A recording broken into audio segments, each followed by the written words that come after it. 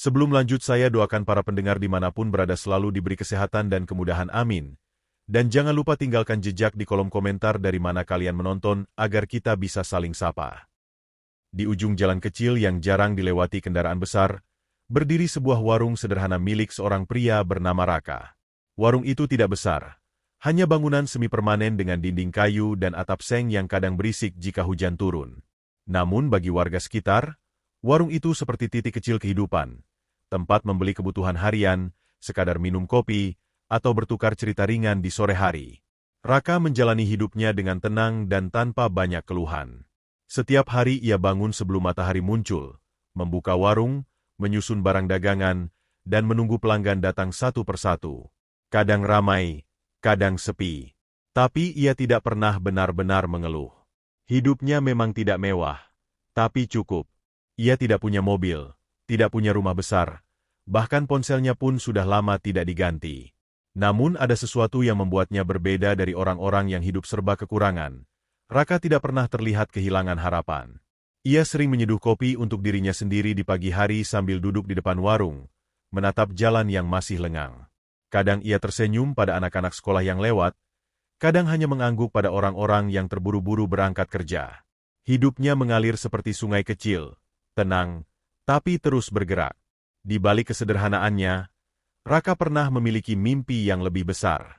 Dulu ia ingin merantau ke kota, bekerja di perusahaan besar, mungkin menjadi seseorang yang berhasil menurut ukuran banyak orang. Tapi hidup membawanya ke arah lain. Orang tuanya sakit saat ia masih muda, dan ia memilih tinggal untuk merawat mereka sampai akhir hayat. Setelah itu, ia tidak pernah benar-benar pergi jauh lagi. Warung kecil itu akhirnya menjadi hidupnya. Meski begitu, Raka tidak merasa terjebak. Ia justru menemukan ketenangan di sana. Ia mengenal hampir semua orang di sekitar lingkungan itu. Ibu-ibu yang suka berhutang gula, bapak-bapak yang mampir membeli rokok, sampai anak-anak yang sering membeli jajanan kecil sambil tertawa. Namun di balik rutinitas itu, ada kesepian yang tidak ia bicarakan pada siapapun. Kesepian yang datang di malam hari ketika warung sudah tutup, ketika suara jalanan menghilang, dan hanya ada suara kipas angin tua berputar pelan di ruang belakang. Raka terbiasa dengan itu semua. Ia tidak pernah terburu-buru mencari perubahan. Baginya, hidup sudah cukup seperti ini. Sampai suatu malam hujan turun dengan sangat deras. Langit seperti pecah, dan air mengalir tanpa henti di sepanjang jalan kecil di depan warungnya. Biasanya di saat seperti itu, warung Raka akan sepi lebih cepat. Orang-orang memilih pulang, bersembunyi di rumah masing-masing. Raka pun sudah bersiap menutup warung lebih awal. Namun malam itu berbeda. Angin bertiup lebih dingin dari biasanya. Lampu jalan di ujung gang berkedip-kedip seperti hampir padam. Dan ada perasaan aneh yang sulit dijelaskan, seperti sesuatu akan terjadi, meski Raka sendiri tidak tahu apa. Ia berdiri di depan pintu warung, menatap hujan yang jatuh tanpa henti. Suara air menabrak atap seng terdengar lebih keras dari biasanya, seperti irama yang tidak teratur. Raka menarik napas pelan, lalu kembali masuk ke dalam. Ia tidak tahu bahwa malam itu akan menjadi titik awal perubahan terbesar dalam hidupnya. Sebuah malam yang akan mempertemukannya dengan seseorang yang kelak mengubah seluruh arah kehidupannya. Dan semuanya dimulai dari hujan yang tidak biasa itu. Hujan malam itu turun seperti tidak ingin berhenti. Deras, rapat, dan dingin menusuk sampai ke tulang. Jalanan di sekitar warung kecil itu sudah sepi sejak maghrib. Hanya suara air yang jatuh dari atap seng, bercampur dengan bunyi gemericik selokan yang meluap. Di dalam warung sederhana itu, seorang pria bernama Raka sedang membereskan sisa dagangan.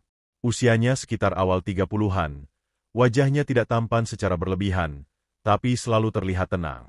Hidupnya sederhana, bangun pagi, belanja barang, menjaga warung sampai larut, lalu tidur di ruangan kecil di belakang etalase. Malam itu seharusnya seperti malam biasa. Tapi sesuatu mengganggu ketenangannya. Di sela suara hujan, ia mendengar sesuatu. Awalnya samar, seperti suara kucing. Tapi ketika ia diam dan mencoba mendengarkan lebih teliti, suara itu berubah menjadi isak tangis kecil. Raka menghentikan aktivitasnya. Ia menatap keluar warung. Lampu jalan yang redup membuat gang kecil di samping warung terlihat seperti lorong gelap tanpa ujung. Suara itu terdengar lagi, lebih jelas sekarang. Tangisan seorang anak. Tanpa berpikir panjang, Raka mengambil jaket lusuhnya dan berjalan keluar. Hujan langsung membasahi rambut dan bahunya. Ia melangkah pelan ke arah gang sempit di samping warung, mengikuti suara itu. "Siapa di situ?" tanyanya pelan, hampir tenggelam oleh suara hujan. Tidak ada jawaban. Hanya tangisan yang makin jelas. Raka menyalakan senter ponselnya. Cahaya kecil itu menembus gelap dan akhirnya memperlihatkan sesuatu di dekat tembok lembab. Seorang anak kecil, mungkin sekitar kelas 4 SD, duduk meringkuk. Bajunya basah kuyup, rambutnya menempel di dahi, dan tubuhnya gemetar. "Hei!" Suara Raka melembut. Ia berjongkok perlahan agar tidak membuat anak itu takut. Anak itu mengangkat wajahnya sedikit. Matanya sembab, penuh ketakutan. Aku nyasar," ucapnya lirih. Raka langsung merasa dadanya sesak. Ia tidak tahu apa yang terjadi. Tapi jelas anak ini tidak seharusnya berada di sini sendirian di tengah hujan malam seperti ini. "Nama kamu siapa?" tanya Raka hati-hati. "Al," jawab anak itu ragu. "Aku nggak tahu jalan pulang." Raka terdiam sejenak. Di sekelilingnya hanya ada suara hujan dan angin. Tidak ada orang tua yang mencari, tidak ada teriakan panik. Hanya seorang anak kecil yang tersesat sendirian. Ia melepas jaketnya dan menutupi tubuh anak itu. "Sudah, kamu ikut saya dulu ke warung. Di sini dingin," katanya lembut.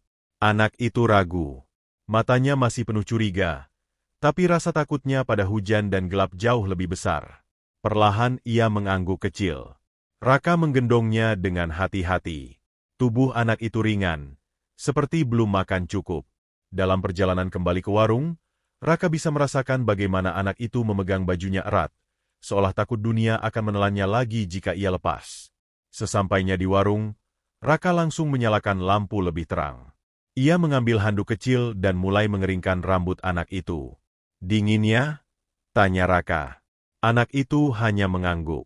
Raka kemudian membuatkan minuman hangat sederhana dari air panas dan gula. Tidak mewah, tapi cukup untuk menghangatkan tubuh kecil itu. Saat anak itu mulai tenang, Raka memperhatikan wajahnya lebih jelas. Ada sesuatu yang berbeda. Bukan anak jalanan biasa. Ada sisa-sisa kemewahan yang masih terlihat dari kulitnya yang bersih dan cara bicaranya yang halus. Tapi Raka tidak bertanya terlalu jauh malam itu. Yang ia tahu hanya satu hal. Malam ini, warung kecilnya tidak lagi hanya tempat jualan. Malam ini, ia menjadi tempat berlindung bagi seorang anak yang hilang dari dunianya.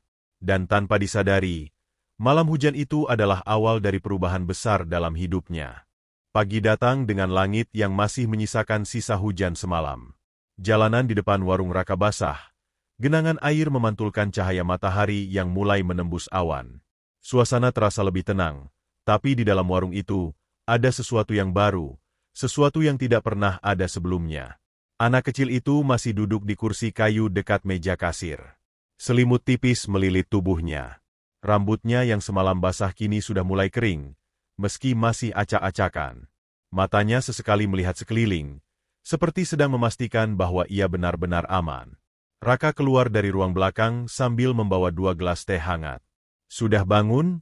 tanyanya lembut. Anak itu mengangguk pelan. Raka meletakkan teh di depannya. "Minum dulu, biar hangat." Anak itu memegang gelasnya dengan kedua tangan kecilnya. Tangannya masih sedikit gemetar, bukan hanya karena dingin, tapi juga karena ketidakpastian. "Aku masih boleh di sini?" tanyanya pelan, hampir seperti takut pertanyaannya salah. Raka terdiam sejenak. Pertanyaan itu sederhana, tapi berat. Ia sebenarnya tidak tahu siapa anak ini, dari mana asalnya, dan bagaimana keluarganya. Tapi satu hal yang ia tahu, anak ini tidak bisa dibiarkan pergi begitu saja dalam keadaan seperti ini. "Untuk sementara, kamu boleh di sini," jawab Raka akhirnya. "Kita cari keluargamu nanti." Anak itu mengangguk lagi, tapi kali ini lebih lama. Seperti ada sedikit rasa lega di wajahnya. Hari itu warung Raka tidak seperti biasanya. Biasanya ia sibuk melayani pembeli, tapi kali ini pikirannya terpecah. Ia beberapa kali melirik anak itu yang duduk diam, memperhatikan rak makanan, lalu menunduk lagi. Nama anak itu akhirnya ia dengar dengan jelas saat ditanya ulang. Alvin, katanya pelan. Nama itu sederhana, tapi entah kenapa terasa melekat di pikiran Raka. Menjelang siang, beberapa warga mulai memperhatikan kehadiran anak itu. Ibu-ibu yang mampir membeli kebutuhan rumah tangga saling berbisik. Itu anak siapa? Kayaknya bukan anak sini. Jangan-jangan hilang. Kabar cepat menyebar di lingkungan kecil itu. Tak lama kemudian, seorang ketua RT datang ke warung. Pak Raka, anak ini dari mana? Tanyanya serius. Saya temukan tadi malam, Pak, di gang samping warung. Dia kehujanan, sendirian, jawab Raka jujur. Ketua RT menghela napas. Kita harus cari keluarganya. Biasanya kalau anak hilang, cepat ada yang melapor. Raka mengangguk setuju, meski ada perasaan aneh yang sulit ia jelaskan. Seperti ada sesuatu yang tidak ingin ia lepaskan, meski ia sendiri belum mengerti kenapa. Alvin yang mendengar percakapan itu hanya diam. Tangannya mulai memegang ujung baju Raka, pelan, hampir tidak terlihat. Siang itu, beberapa warga mulai berkeliling mencari informasi. Ada yang menanyakan ke tetangga kampung sebelah, ada yang menghubungi teman-teman mereka. Raka hanya bisa menunggu, sambil tetap menjaga Alvin di warungnya. Namun semakin waktu berjalan, semakin jelas satu hal, Alvin tidak terlihat seperti anak jalanan biasa. Cara bicaranya halus, reaksinya tenang, bahkan ada kebiasaan kecil yang menunjukkan ia terbiasa hidup di lingkungan yang lebih teratur. Saat Raka memberinya makanan, Alvin makan dengan rapi, tidak terburu-buru. Biasanya makan sama siapa? Tanya Raka sambil duduk di seberangnya. Mama, jawab Alvin singkat. Raka mengangguk pelan. Mama kamu pasti lagi nyari kamu. Alvin menunduk. Mama sibuk. Kalimat itu terdengar sederhana, tapi ada sesuatu di dalamnya yang terasa dalam. Sore menjelang, beberapa warga kembali dengan kabar yang belum jelas. Tidak ada yang benar-benar tahu siapa Alvin. Tidak ada laporan yang cocok. Seolah-olah anak itu muncul begitu saja di lingkungan mereka. Raka mulai merasakan perubahan kecil dalam dirinya. Dari yang awalnya hanya ingin menolong sementara, kini ia mulai terbiasa dengan kehadiran Alvin. Suara kecilnya, cara ia duduk diam, bahkan cara ia memanggil Om Raka, membuat warung itu terasa berbeda. Lebih hidup. Saat malam mulai datang lagi, Raka duduk di depan warung sambil menatap jalan yang sama seperti malam sebelumnya. Alvin duduk di sampingnya, memegang gelas susu hangat. Om Raka, panggil Alvin tiba-tiba. Ya. Kalau aku ketemu Mama, aku masih boleh main ke sini. Pertanyaan itu membuat Raka terdiam lama. Ia menatap anak kecil itu. Di balik wajah polos itu, ada sesuatu yang tidak ia duga, rasa nyaman yang mulai tumbuh. Kalau kamu mau, jawab Raka akhirnya pelan. Warung ini selalu terbuka. Alvin tersenyum kecil. Dan di saat itu, tanpa disadari Raka, keputusan kecil untuk menolong seorang anak hujan malam itu mulai berubah menjadi sesuatu yang jauh lebih besar dari sekadar pertolongan sementara. Sesuatu yang perlahan mulai mengikat hidupnya. Pagi di warung Raka berjalan seperti biasa, tapi suasananya sudah tidak lagi sama seperti sebelum malam hujan itu. Ada satu hal yang kini menjadi bagian dari keseharian, Alvin. Anak itu sudah tidak lagi duduk diam di satu sudut saja. Ia mulai berani bergerak, berjalan pelan di dalam warung, melihat rak-rak kecil berisi makanan, bahkan sesekali membantu Raka merapikan bungkus kerupuk yang berantakan. Gerakannya masih hati-hati, seperti takut melakukan kesalahan, tapi ada rasa ingin tahu yang perlahan muncul. Raka memperhatikannya dari balik meja kasir. Entah sejak kapan, ia mulai terbiasa dengan kehadiran kecil itu. Bahkan ketika warung belum buka sepenuhnya, Alvin sudah duduk di bangku kayu, menunggu seperti sudah menjadi rutinitas. Om Raka, ini boleh dibuka? Tanya Alvin sambil menunjuk biskuit kecil. Boleh, tapi jangan kebanyakan, jawab Raka sambil tersenyum kecil. Alvin mengangguk cepat, lalu membuka bungkusnya dengan rapi, tidak berantakan seperti anak-anak lain pada umumnya. Di luar, kehidupan kampung berjalan seperti biasa. Namun kabar tentang anak hilang itu masih belum benar-benar menemukan titik terang. Beberapa warga sudah mulai menyerah mencari informasi. Tidak ada yang datang mengaku sebagai keluarga Alvin, dan tidak ada laporan yang cocok dengan ciri-cirinya. Ketua RT kembali datang siang itu. "Pak Raka, bagaimana anaknya?" tanyanya sambil melihat ke arah Alvin. "Masih di sini, Pak. Belum ada yang datang," jawab Raka. RT itu menghela napas pelan. "Kalau begini terus, kita harus lapor ke kantor desa. Biar ada penanganan lebih lanjut." Raka mengangguk. Meski di dalam hatinya ada perasaan yang sulit dijelaskan. Seperti ada bagian kecil dari dirinya yang tidak ingin anak itu pergi terlalu cepat. Alvin yang mendengar percakapan itu hanya diam. Tapi sejak siang itu, ia menjadi lebih sering mengikuti Raka. Kemanapun Raka pergi di sekitar warung, ia akan ikut pelan di belakang. Sore hari, seorang petugas dari desa datang. Mereka mengajukan beberapa pertanyaan, mencatat ciri-ciri Alvin, dan berjanji akan membantu mencari keluarganya melalui data laporan orang hilang. "Anak ini kemungkinan besar dari keluarga yang cukup mampu," kata salah satu petugas sambil memperhatikan Alvin. "Pak Raka harus siap jika sewaktu-waktu dia harus kembali ke orang tuanya." Kalimat itu terdengar biasa bagi mereka, tapi bagi Raka, entah kenapa terasa berat. Malam itu, setelah semua orang pergi, warung menjadi lebih sepi dari biasanya. Hanya suara kipas angin tua dan kendaraan yang sesekali lewat di jalan utama. Alvin duduk di lantai dekat rak minuman. Wajahnya terlihat lebih tenang dari malam pertama ia ditemukan, tapi ada sesuatu yang berbeda. Ia tidak banyak bicara. Raka duduk di kursi dekatnya. "Kamu kenapa diam saja?" tanya Raka. Alvin tidak langsung menjawab. Ia menunduk, memainkan jari-jarinya. "Om Raka," suaranya pelan. "Ya. Kalau ketemu Mama nanti, aku harus pergi ya?" Pertanyaan itu membuat Raka terdiam. Ia tidak langsung menjawab. Bukan karena tidak tahu, tapi karena jawabannya terlalu jelas dan terlalu sulit untuk diucapkan dengan mudah. "Kalau itu memang mama kamu harus pulang," jawab Raka akhirnya pelan. Alvin mengangguk kecil, tapi matanya mulai berkaca-kaca. "Tapi aku nyaman di sini," katanya lirih. "Di sini enak. Om Raka baik." Raka menghela napas panjang. Ia tidak terbiasa menghadapi perasaan seperti ini. Ia hanya penjaga warung sederhana, bukan orang yang pandai menenangkan hati anak kecil yang tersesat di hidupnya. "Alvin," kata Raka lembut, "tempat terbaik buat kamu itu sama keluarga kamu."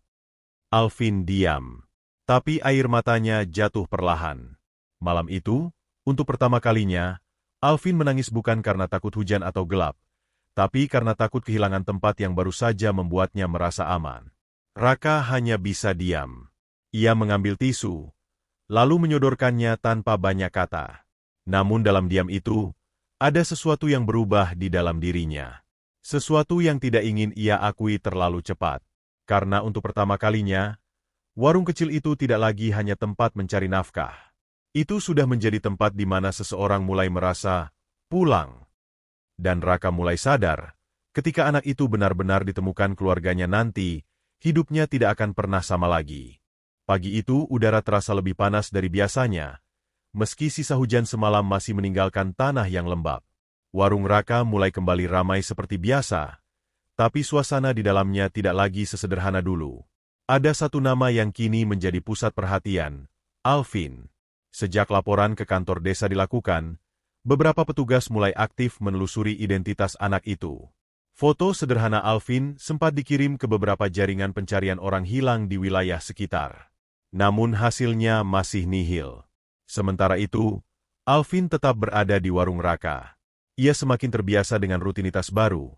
Bangun pagi, duduk di bangku kayu, membantu kecil-kecilan, lalu bermain diam-diam di sudut warung. Ia sudah tidak lagi terlalu takut, tapi ada perubahan kecil yang mulai terlihat. Tatapannya sesekali kosong, seperti memikirkan sesuatu yang jauh. Raka memperhatikan itu. Namun ia tidak memaksa bertanya. Siang itu, ketika pembeli mulai berkurang, sebuah mobil hitam berhenti di depan warung. Mobil itu berbeda dari kendaraan biasa yang sering lewat di jalan tersebut. Bersih, mengilap, dan terlihat mahal. Raka yang sedang duduk langsung berdiri. Pintu mobil terbuka. Seorang pria berpakaian rapi turun lebih dulu, Diikuti seorang wanita dengan kacamata hitam dan pakaian formal elegan. Auranya berbeda jauh dari lingkungan warung kecil itu. Dan ketika wanita itu melepas kacamatanya, suasana seperti berubah. Wajahnya cantik, bukan cantik biasa, tapi cantik yang terlihat berwibawa dan dingin sekaligus. Tatapannya tajam, penuh kontrol, seperti seseorang yang terbiasa memimpin banyak orang. "Maaf, ini warung Pak Raka?" Tanyanya dengan suara tenang tapi tegas. "Iya, saya Raka," jawabnya hati-hati. Wanita itu menatap sekeliling, lalu pandangannya jatuh pada Alvin yang sedang duduk di dalam warung. Dalam sekejap, ekspresinya berubah. "Alvin," suaranya melemah, tapi penuh emosi yang selama ini ia tahan. Alvin menoleh, dan untuk pertama kalinya, ia tidak langsung berlari atau tersenyum. Ia hanya diam, seperti sedang memastikan apa yang ia lihat benar. "Mama?" Suaranya pelan. Wanita itu langsung melangkah cepat dan berlutut di depan Alvin. Tanpa ragu, ia memeluk anak itu erat. Raka berdiri diam. Ia tidak tahu harus melakukan apa. Di satu sisi, ia tahu ini momen yang seharusnya membahagiakan. Tapi di sisi lain, ada sesuatu yang terasa kosong. Wanita itu menahan tangisnya. "Kamu bikin Mama khawatir. Kenapa bisa hilang seperti ini?" Suaranya bergetar. Alvin hanya memeluk balik, tidak menjawab banyak. Tapi matanya tidak langsung terlihat bahagia seperti yang Raka bayangkan.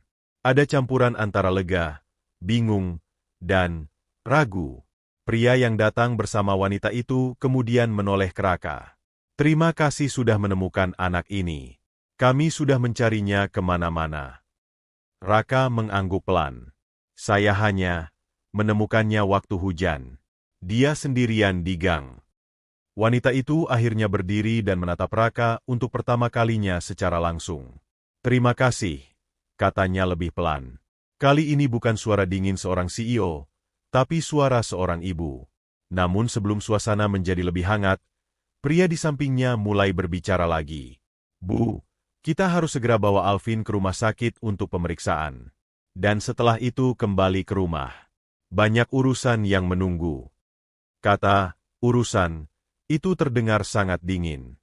Alvin yang masih memegang baju Raka tiba-tiba mengeratkan pegangannya. Raka merasakannya. Wanita itu juga melihatnya. Untuk sesaat, suasana menjadi hening. "Alvin," kata sang ibu pelan, "kita pulang ya." Alvin tidak langsung menjawab. Matanya melihat ke arah Raka, seolah meminta sesuatu yang tidak bisa ia ucapkan.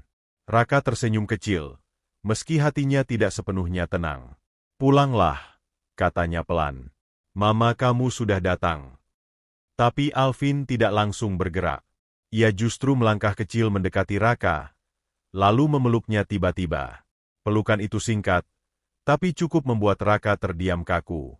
"Terima kasih, Om Raka," bisiknya.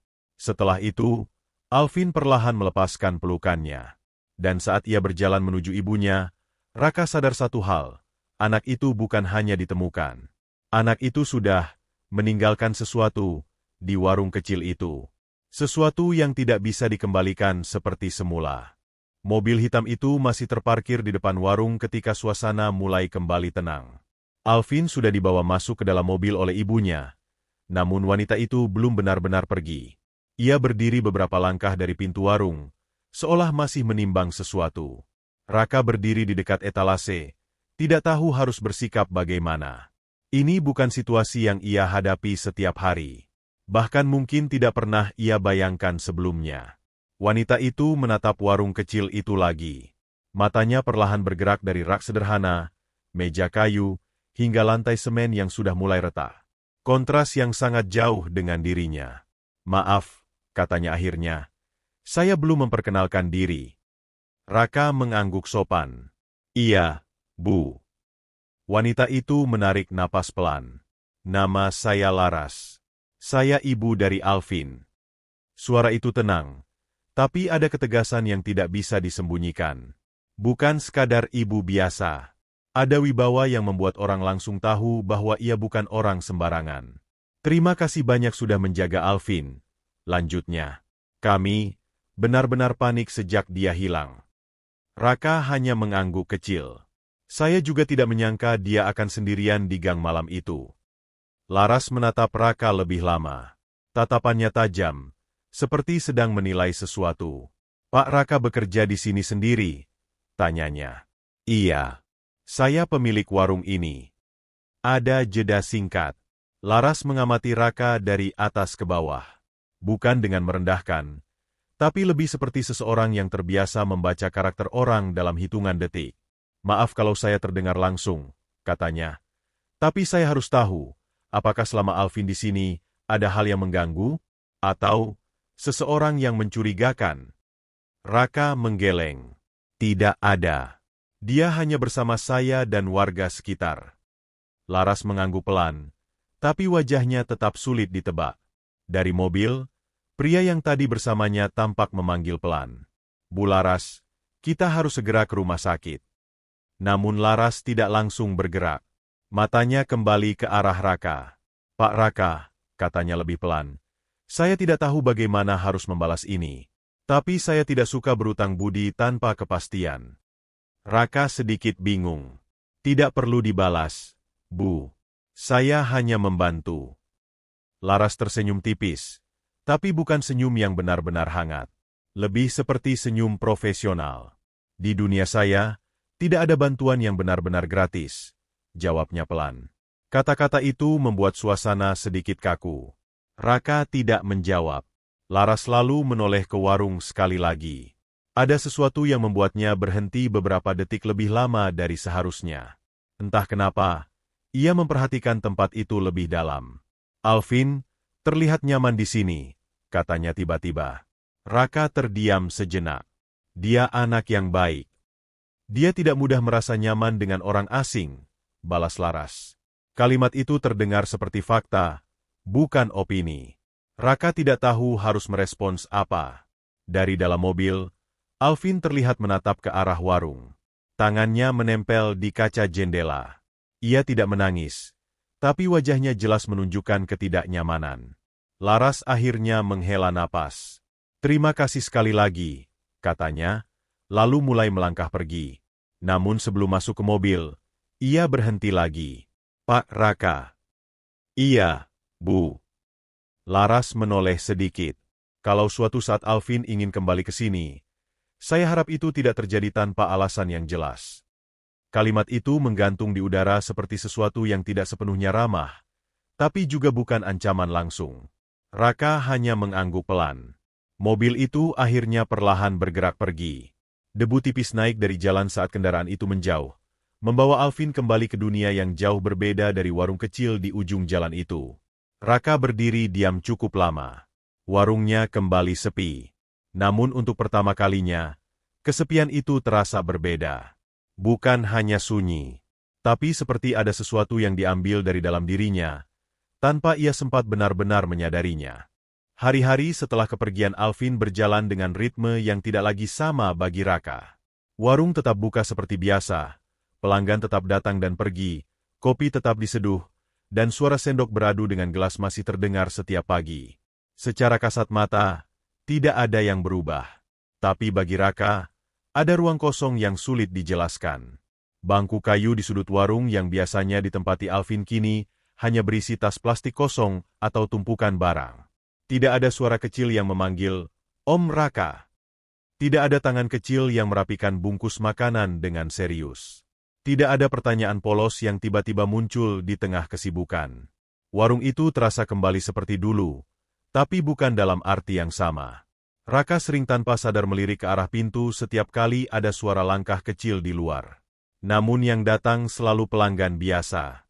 Sementara itu, di tempat lain, dunia Alvin benar-benar berbeda. Alvin duduk di ruang besar yang dindingnya dipenuhi kaca. Cahaya matahari masuk dengan lembut melalui tirai putih yang mahal. Rumah itu terlalu besar untuk seorang anak kecil. Terlalu sunyi meskipun banyak orang di dalamnya. Pelayan datang dan pergi dengan langkah pelan. Semua serba rapi, serba teratur, serba cukup. Tapi tidak ada kehangatan yang sama seperti warung kecil itu. Alvin duduk di sofa, memegang mainan yang dibelikan ibunya. Banyak sekali mainan. Mobil-mobilan, robot, tablet, dan barang-barang mahal lainnya. Namun ia tidak terlalu memperhatikannya. Sesekali ia berjalan ke jendela besar, menatap luar. "Alvin," suara ibunya terdengar dari belakang. "Sudah makan?" "Sudah, Ma," jawabnya pelan. Laras berdiri di pintu ruangan. Penampilannya seperti biasa, rapi, elegan, dan sibuk dengan ponselnya. Bahkan di rumah pun, ia masih terlihat seperti seseorang yang tidak pernah benar-benar berhenti bekerja. "Kalau ada yang kurang, bilang ke Mbak," katanya sambil menunjuk pelayan. Alvin mengangguk. Laras memperhatikannya sebentar. Ada sesuatu yang berbeda dari anak itu sejak pulang. Ia lebih pendiam. Lebih sering diam di satu tempat. "Besok Mama ada rapat penting. Kamu di rumah saja ya," kata Laras sambil berjalan keluar. "Ma," panggil Alvin tiba-tiba. Laras berhenti. "Ya." Alvin ragu sejenak. "Aku boleh keluar rumah nanti?" Laras menoleh. "Keluar kemana?" "Ke tempat Om Raka." Nama itu membuat Laras terdiam sepersekian detik. "Tidak dulu," jawabnya tegas tapi tenang. "Kita belum punya waktu untuk itu." Alvin menunduk. Laras melanjutkan langkahnya tanpa melihat kembali. Di sisi lain kota, Raka sedang menata barang di warung ketika dua orang warga datang membeli rokok. "Pak Raka," salah satu dari mereka berkata, "anak yang kemarin itu ternyata anak orang kaya ya?" Raka menoleh sekilas. "Sepertinya begitu." "Wah, pantas saja mobilnya bagus banget. Ibu itu kayaknya orang penting ya," lanjut yang lain. Raka hanya tersenyum kecil tanpa menjawab banyak. "Kadang orang kaya itu hidupnya beda ya, Pak," kata orang itu lagi. "Anaknya hilang saja langsung pakai mobil bagus. Orang biasa MAH bisa panik berhari-hari." Raka hanya mengangguk pelan. Tapi dalam hatinya, ia tidak terlalu memikirkan soal orang kaya atau orang biasa. Yang ia ingat justru wajah Alvin saat terakhir kali berdiri di depannya. Malam itu, Raka duduk di depan warung lebih lama dari biasanya. Lampu jalan di ujung gang berkelip pelan. Angin malam membawa suara kendaraan dari jalan besar yang jauh. Ia menatap bangku kayu yang kosong. Dia sudah pulang, gumamnya pelan pada dirinya sendiri. Seharusnya itu hal yang baik. Anak itu kembali ke ibunya. Hidupnya kembali ke tempat yang seharusnya. Tapi kenapa justru terasa seperti ada sesuatu yang belum selesai? Di rumah besar itu, Alvin juga tidak bisa tidur cepat. Ia berdiri di dekat jendela kamarnya yang tinggi. Dari sana hanya terlihat lampu-lampu kota yang jauh. Tidak ada gang sempit, tidak ada suara hujan di atap seng, tidak ada aroma kopi dari warung kecil. Ia memeluk boneka yang dibelikan ibunya, tapi matanya tetap kosong. "Om Raka," gumamnya pelan. Ia tidak tahu kenapa, tapi dunia yang seharusnya lebih baik ini justru terasa lebih sepi. Dan di antara dua dunia yang sangat berbeda itu, satu hal mulai terbentuk tanpa mereka sadari. Rindu yang tidak punya jalan pulang. Beberapa hari setelah Alvin kembali ke rumahnya, rutinitas di rumah besar itu mulai terasa lebih teratur lagi. Laras kembali tenggelam dalam pekerjaannya sebagai CEO. Telepon tidak berhenti berdering, rapat datang silih berganti, dan layar laptop hampir tidak pernah benar-benar mati. Rumah itu kembali hidup seperti biasanya, rapi, sibuk, dan sunyi dalam cara yang elegan. Namun di dalamnya, ada satu hal yang berbeda. Alvin. Anak itu tidak lagi banyak bicara seperti sebelumnya. Ia tetap makan, tetap sekolah dengan guru privat, tetap melakukan semua yang diperintahkan, tapi ada jarak kecil yang tidak bisa dijelaskan. Ia seperti hadir secara fisik, tapi sebagian pikirannya tidak benar-benar ada di sana. Laras memperhatikan itu, meski tidak selalu punya waktu untuk benar-benar duduk dan memahami. Suatu sore, Laras pulang lebih cepat dari biasanya. Ia membuka pintu kamar Alvin dan mendapati anak itu duduk di lantai, menggambar sesuatu di kertas. "Sedang gambar apa?" tanya Laras sambil melepas jas kerjanya. Alvin tidak langsung menjawab. Ia menggeser kertas itu sedikit. Di sana tergambar sebuah warung sederhana. Ada tulisan miring, "Warung Om Raka." Di sampingnya ada gambar seorang pria tersenyum sederhana dan seorang anak kecil berdiri di dekatnya. Laras terdiam. Ini siapa? Tanyanya pelan. Om Raka, jawab Alvin singkat. Laras mengamati gambar itu lebih lama dari seharusnya. Kenapa kamu menggambar itu? Alvin ragu sejenak. Di sana, aku nggak takut. Kalimat itu sederhana. Tapi bagi Laras, itu terasa seperti sesuatu yang menusuk pelan. Malamnya, Laras duduk sendiri di ruang kerja. Laptopnya menyala, tapi tidak disentuh. Di tangannya ada laporan perusahaan yang belum selesai, tapi pikirannya tidak di sana.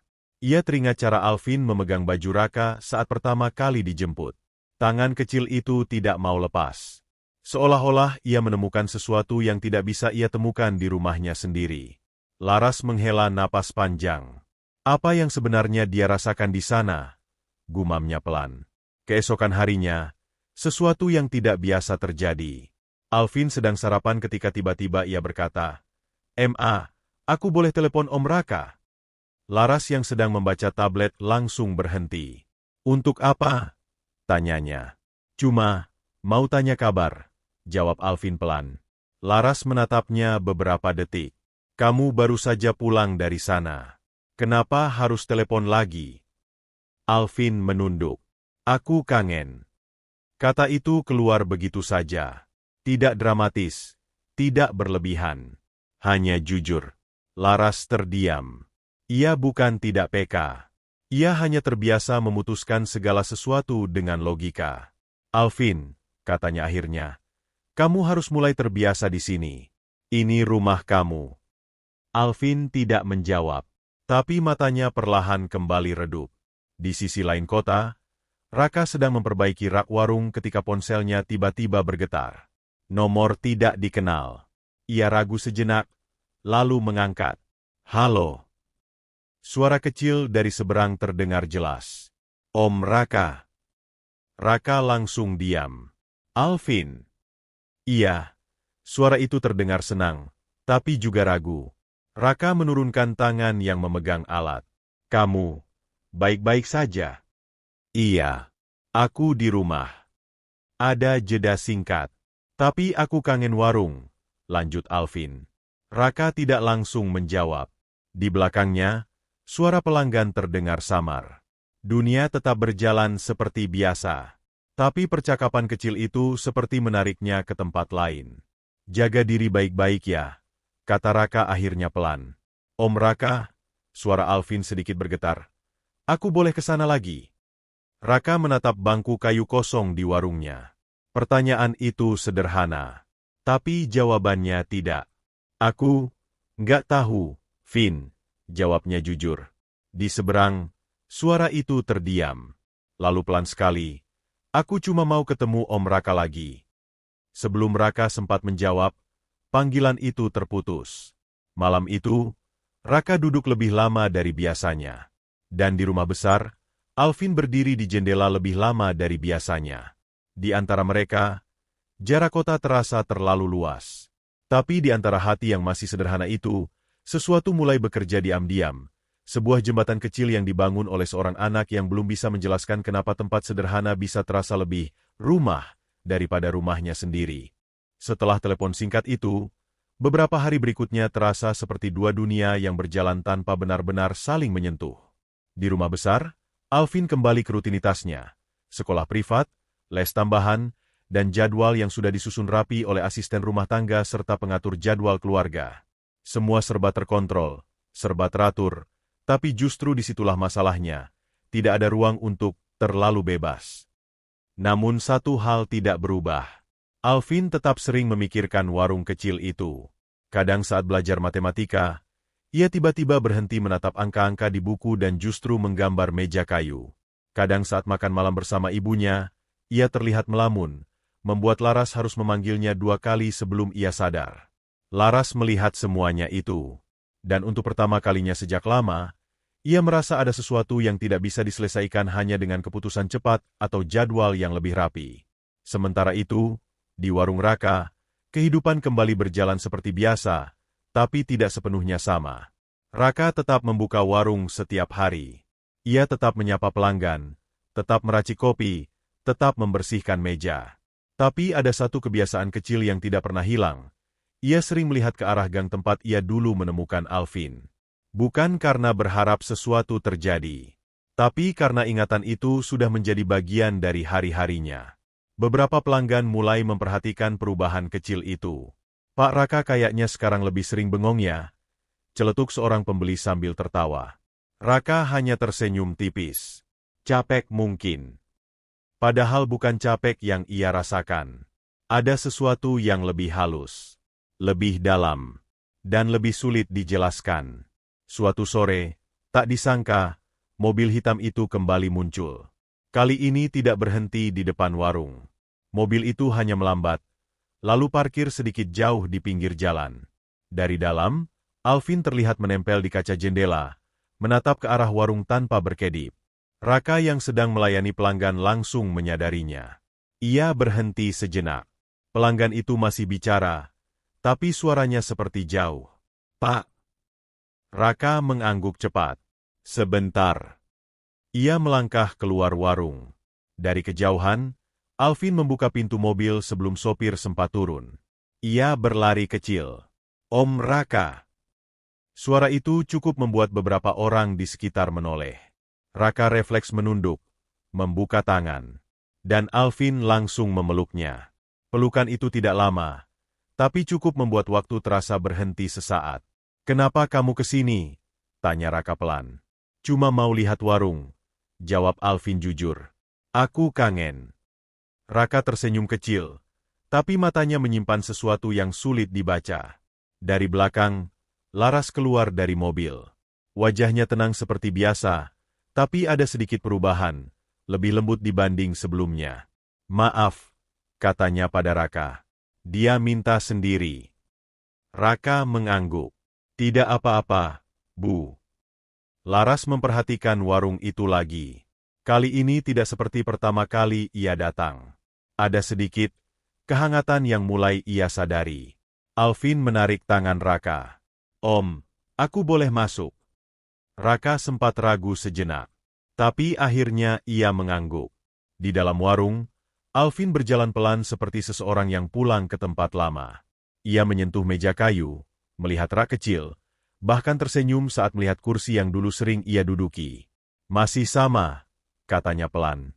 Raka berdiri di dekatnya. "Ya, tidak banyak yang berubah." Alvin menoleh. "Tapi aku berubah." Kalimat itu membuat Raka diam. Alvin melanjutkan, "Di rumah besar itu, semuanya bagus. Tapi aku sering nunggu waktu cepat lewat." Raka tidak langsung menjawab. Di luar, Laras berdiri di dekat pintu, mendengarkan tanpa masuk. Alvin menatap Raka lebih serius dari biasanya. "Di sini, aku nggak nunggu waktu lewat," katanya. Hening. Raka akhirnya duduk di bangku kayu. "Kamu masih anak-anak, Vin," katanya pelan. "Tempat terbaik untuk kamu itu tetap sama ibumu." Alvin mengangguk kecil. "Tapi kalau aku boleh jujur," suaranya lebih pelan, "aku suka di sini." Raka menatapnya lama. Bukan dengan cara orang dewasa yang rumit, tapi dengan cara sederhana.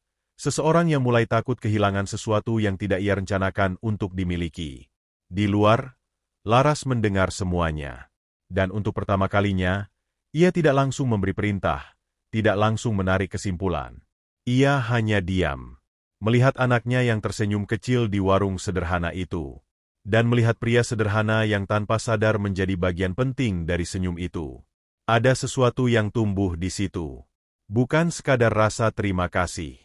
Bukan sekadar keterikatan anak dan orang yang menolongnya. Tapi sesuatu yang lebih pelan, lebih halus, dan lebih berbahaya untuk diabaikan.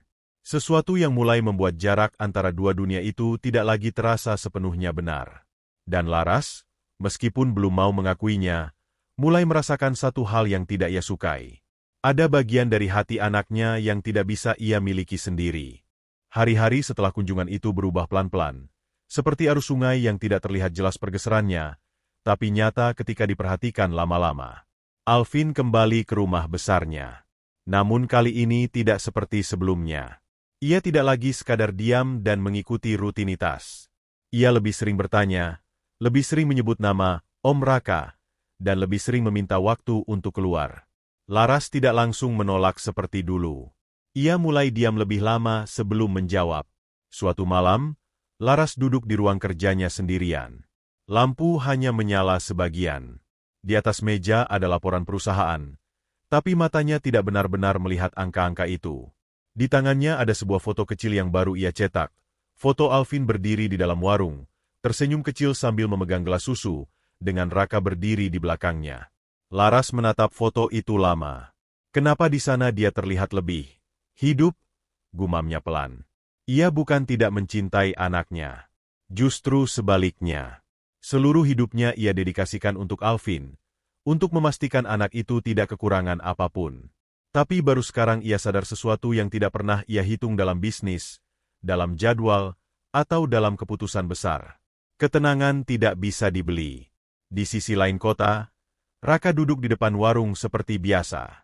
Tapi malam itu terasa lebih sunyi dari biasanya. Warung sudah tutup, lampu jalan berkedip pelan, dan bangku kayu di depannya kosong. Sudah beberapa hari Alvin tidak datang lagi. Tidak ada mobil hitam. Tidak ada suara kecil yang memanggil. Raka menatap jalan lama sekali, seperti menunggu sesuatu yang ia sendiri tidak yakin akan datang. Ia menghela napas pelan. Harusnya memang begitu, katanya pada dirinya sendiri. Tapi entah kenapa, kalimat itu tidak membuatnya tenang. Keesokan harinya, mobil hitam itu akhirnya datang lagi. Tapi kali ini suasananya berbeda. Laras turun sendirian. Tidak dengan pakaian kerja seperti biasanya, tidak dengan wajah CEO yang sibuk. Kali ini ia tampak lebih sederhana, meski tetap rapi. Raka yang sedang membersihkan meja langsung berdiri. Bu Laras. Laras mengangguk kecil. Pak Raka. Tidak ada basa-basi panjang. Tidak ada suasana tegang seperti pertama kali mereka bertemu. Hanya dua orang dewasa yang sama-sama membawa sesuatu yang tidak selesai. Alvin ingin ke sini lagi, kata Laras langsung. Raka diam sejenak. Kalau itu yang terbaik untuk dia. Laras memotong pelan. Saya tidak yakin apa yang terbaik lagi. Kalimat itu membuat Raka menatapnya. Laras melanjutkan. Saya pikir saya sudah melakukan semuanya dengan benar. Memberi yang terbaik, yang aman, yang nyaman, tapi dia tetap merasa ada yang kurang. Raka tidak menjawab. Laras menatap warung itu. Dia selalu menyebut tempat ini. Hening. Laras menarik napas panjang. Pak Raka, saya tidak datang untuk berdebat. Ia berhenti sebentar. Saya datang untuk jujur. Saya tidak suka dengan perasaan ini. Raka sedikit mengernyit. Perasaan seperti apa, Bu? Laras menatapnya langsung untuk pertama kalinya tanpa topeng profesional. Perasaan bahwa anak saya lebih tenang di tempat yang bukan milik saya. Kalimat itu menggantung di udara. Beberapa hari kemudian, Alvin akhirnya datang lagi. Kali ini ia tidak berlari. Ia turun dari mobil pelan, lalu berjalan seperti seseorang yang sudah tahu kemana ia pulang, meskipun tidak sepenuhnya mengerti kenapa. Om Raka, panggilnya pelan. Raka tersenyum. Kamu datang lagi. Alvin mengangguk. Ia duduk di bangku kayu itu. Seperti semuanya kembali ke tempat semula. Tapi tidak benar-benar sama. Laras berdiri agak jauh, memperhatikan mereka. Dan kali ini, ia tidak menyela, tidak memanggil, tidak mengatur. Ia hanya melihat. Sore itu, setelah Alvin bermain kecil di sekitar warung, ia duduk di antara Raka dan ibunya. Hening sejenak. Lalu Alvin berkata pelan, Aku mau bilang sesuatu. Raka dan Laras menoleh bersamaan. Aku sayang Mama, kata Alvin. Laras tersenyum kecil. Tapi, lanjutnya, membuat senyum itu sedikit tertahan. Aku juga senang di sini. Tidak ada suara setelah itu. Hanya angin yang lewat pelan di gang kecil. Laras menutup matanya sebentar, lalu mengangguk pelan. Saya mengerti, katanya akhirnya. Raka menoleh ke Laras, sedikit terkejut. Laras menatap Alvin, lalu warung itu, lalu Raka.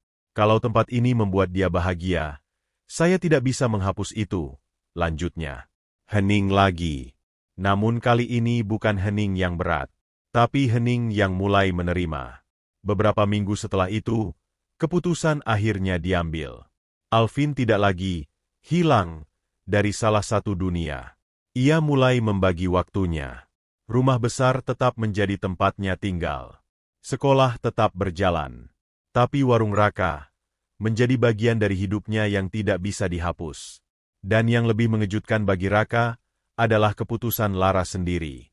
Suatu sore, Laras datang tanpa jadwal rapat, tanpa sopir menunggu lama. Ia berdiri di depan warung dan berkata sederhana, "Kalau kamu tidak keberatan, saya ingin sesekali ikut duduk di sini." Raka terdiam. Alvin langsung tersenyum lebar. Dan untuk pertama kalinya, tiga dunia yang sangat berbeda itu tidak lagi sepenuhnya terpisah. Malam turun perlahan. Warung kecil itu tetap sederhana. Tapi untuk pertama kalinya, tidak terasa sepi. Di bangku kayu itu, seorang anak kecil tertawa. Di sebelahnya, seorang wanita yang biasanya mengatur perusahaan besar duduk tanpa topeng. Dan di seberangnya, seorang penjaga warung sederhana yang tanpa sengaja menjadi bagian dari cerita yang jauh lebih besar dari hidupnya sendiri. Tidak ada yang benar-benar tahu kemana cerita ini akan berlanjut. Tapi satu hal sudah jelas. Awal baru sudah dimulai. Bukan dari kemewahan, bukan dari status, tapi dari hati yang akhirnya memilih untuk tidak saling melepaskan begitu saja. Warung kecil dan awal yang tidak pernah selesai. Waktu berjalan seperti biasa, tapi hidup mereka tidak pernah benar-benar kembali seperti dulu. Warung Raka tetap berdiri di ujung jalan itu. Sederhana, dengan atap seng yang masih berisik setiap hujan turun. Rak-rak kecilnya masih berisi barang yang sama, kopi tetap diseduh dengan cara yang sama, dan bangku kayu di depan warung masih jadi tempat orang duduk sambil menunggu hari lewat. Namun sekarang, warung itu tidak lagi hanya tempat singgah. Itu menjadi tempat pulang. Alvin tumbuh sedikit lebih besar, tapi kebiasaannya tidak berubah. Ia masih suka duduk di bangku kayu itu, masih suka membantu Raka merapikan barang, dan masih sering bercerita hal-hal kecil yang menurutnya penting. Kadang ia datang dari rumah besarnya dengan mobil hitam, kadang Laras sendiri yang mengantar. Dan sekarang, Laras tidak lagi berdiri jauh seperti dulu. Ia duduk. Kadang hanya diam sambil minum kopi, kadang mendengarkan percakapan sederhana antara Raka dan Alvin, kadang hanya memperhatikan anaknya tertawa tanpa alasan besar. Tidak ada lagi jarak yang kaku seperti pertama kali mereka bertemu. Hanya kehidupan yang perlahan belajar berjalan berdampingan. Suatu sore, hujan turun pelan. Bukan hujan deras seperti malam pertama Alvin ditemukan. Hanya hujan ringan yang membuat udara terasa lebih dingin dan tenang. Raka duduk di depan warung, seperti biasa. Alvin duduk di sampingnya, menggambar di buku kecilnya. Laras berdiri sebentar di dalam warung, lalu akhirnya ikut duduk juga. Tidak ada rapat. Tidak ada telepon yang berdering terus-menerus. Hanya suara hujan dan kehidupan yang berjalan pelan.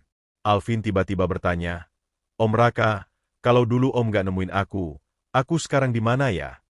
Raka terdiam sejenak, lalu menjawab pelan, "Mungkin kamu tetap akan ketemu jalanmu." Alvin mengangguk, lalu tersenyum kecil. "Tapi aku senang ketemu Om." Raka tidak langsung menjawab. Laras menatap mereka berdua, lalu berkata pelan, "Kadang bukan soal menemukan jalan, tapi siapa yang kita temui di sepanjang jalan itu." Hening. Kata-kata itu tidak terdengar seperti pidato seorang CEO, tapi seperti seseorang yang akhirnya memahami hidupnya sendiri. Malam semakin turun. Warung mulai sepi. Orang-orang pulang satu persatu. Tapi mereka bertiga masih duduk di sana, tanpa terburu-buru menutup hari. Raka memandangi jalan di depan warungnya. "Dulu saya pikir hidup saya akan selalu begini saja," katanya pelan. Laras menoleh. "Sekarang?" Raka tersenyum kecil. "Sekarang saya cuma tahu, saya tidak ingin hari ini cepat selesai." Alvin tertawa kecil. Dan Laras, untuk pertama kalinya, ikut tersenyum tanpa beban. Lampu warung itu masih menyala ketika malam benar-benar jatuh. Tidak ada kemewahan. Tidak ada janji besar yang berlebihan. Tapi ada sesuatu yang lebih tenang dari itu semua. Sebuah keluarga yang tidak terbentuk dari rencana, tapi dari pertemuan yang tidak disengaja. Dan di ujung jalan kecil itu, Warung sederhana milik Raka tetap berdiri, menjadi saksi bahwa kadang, hal paling berharga dalam hidup bukanlah yang dicari, tapi yang ditemukan tanpa sengaja, lalu dipertahankan dengan hati yang pelan-pelan belajar untuk tidak melepaskan.